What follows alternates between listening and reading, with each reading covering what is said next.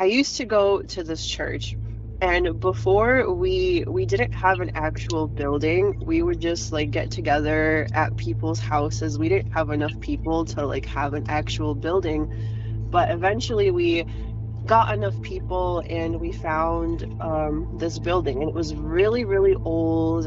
And we got it for a really good price because the only people who went there were like five grandmas.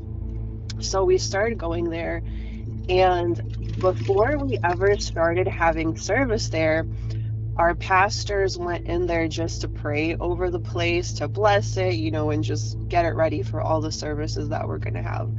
And I wasn't there for this particular situation, but afterwards they were telling us about what was happening, but they started praying, and they were saying that every door in that place started opening and shutting, and they started hearing like weird noises, and it was just like you can feel how like heavy it was there just was in that place.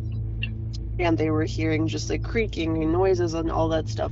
And the more that they prayed for it, like the harsher all of this stuff got, until finally it just stopped. And for me, when I was going to this church, I felt a lot of that stuff too. Um, a lot of times I would stay there late just to do like either cleaning or like putting up the bulletin board or wherever it may be. And I remember on multiple occasions, I would feel like that same heaviness that they were talking about, and almost like you can look over your shoulder and like someone would be standing behind you. Like it was that kind of feeling that you had eyes on you everywhere. And I remember walking down the hall, and I'm walking and I'm like, what the heck? Is somebody walking behind me? Because it was like a double set of footsteps. Like I could hear footsteps walking behind me. And I kept looking behind me and there was nobody there. But as soon as I would start walking, like those footsteps would start.